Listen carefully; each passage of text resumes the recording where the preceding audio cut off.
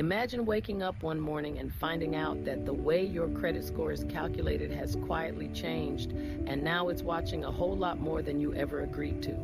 I'm Shamika, and on this channel we take the money news that sounds scary or complicated and we turn it into something you can actually understand and act on. So today, let's talk about where your credit score is heading, because there's a real shift happening, and I want you walking in with your eyes wide open. There's a conversation going around right now comparing today's credit scores to that show Black Mirror. If you've seen it, you know it's the one where everyone is constantly being rated, and your number decides where you can live, where you can work, who you're even allowed to be around. It's fiction, of course, but here's why people are bringing it up.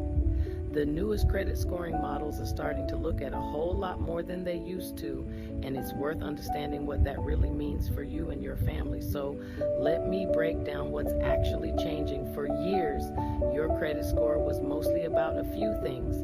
Are you using credit cards? Are you paying them back? And are you paying them back on time? Straightforward, but the newer models are reaching for a much fuller picture of your financial life. We're talking about things like your rent payments, your utility bills, even how your bank account balances move day to day. Let me give you two real examples. So this isn't just abstract. There's a model called Ultra FICO, and it looks at what they call cash flow insights. That means it wants to see how you're managing your spending and whether you're keeping a positive balance in your accounts. You link your financial accounts, you agree to share that data, and the pitch is that this will help your score, that it'll add to it rather than drag it down. Then there's Vantage Score 4.0, which uses machine learning and what's called trended data to figure out which direction your finances are moving, not just where you are today, but where they think you're headed. And here's the part that tells you this isn't some tiny experiment.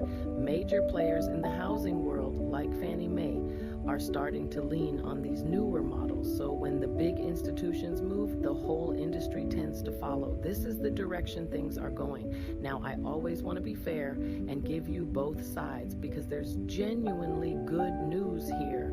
These models could open doors for millions of people. Think about this. Almost 1 in 5 American adults has little or no credit history, even though almost everybody, 96%, has a bank account. So if you're somebody who's been told no over and over, not because you're bad with money, but because your credit file is just too thin, these new models could finally let your real financial behavior speak for you. For a lot of folks who've been locked out, that is a real opportunity, and I don't want to talk past that. But here's where I want you to slow down and think with me, because this is the other side of the coin. At what point does sharing all this information stop being helpful and start feeling like somebody's looking over your shoulder every single day? Because not every financial moment is your proudest one. We all have those weeks. And the question worth sitting with is this: if the price of getting credit is letting a system track your behavior constantly, is that a trade you're comfortable making? There are a few honest concerns here. First, there's the question of whether it stays voluntary. Right now, the companies are quick to say this is consumer permissioned, meaning you choose to share. And that's good, but it's fair to ask whether it always stays that way, or whether one day sharing becomes the only way to compete. Second, there's the accuracy question. These systems are trying to predict your future behavior, and prediction is not the same as truth. Sometimes these AI systems get it wrong, and if some program decides you're too much of a risk, that can show up as a denial on a car loan, a mortgage, even a job. And then what's your recourse? To argue with the machine. So what do you actually do with all of this? Because I never want you to just feel worried. I want you to feel ready.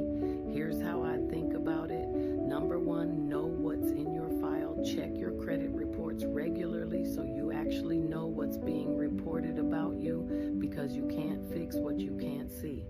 Number 2, before you link your accounts to any new scoring product, read what you're agreeing to. Understand what data you're handing over and what you're getting in return. Sometimes it's worth it, sometimes it's not, but make it a choice, not an accident. Number 3, keep building the fundamentals that every model still respects. Pay on time, keep your balances low compared to your limits, and keep your financial house in order, because strong habits look good to the old models and the new ones. And number 4, if your credit has errors or damage that's holding you back, deal with it head on instead of hoping it disappears, because the more these systems predict, the more your history matters. Here's the bottom line: the system is getting smarter and more detailed, and that cuts both ways.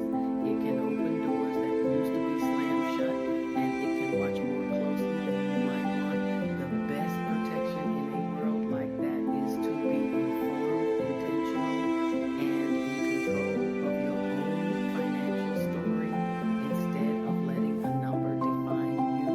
And that's exactly the kind of work I do with people every single day, helping you understand your credit, clean it up, and build a foundation that actually serves your goals. So if this opened your eyes today, do me a favor, like this video, share it with somebody who needs to hear it, and follow the channel so you're never caught off guard when the rules shift. And when you're ready to take real control of your credit and your financial future, come book a free consultation with me at shamikasaves.com. That's shamikasaves.com. I'll see you in the next one. And remember, you are one good decision away from a stronger financial future.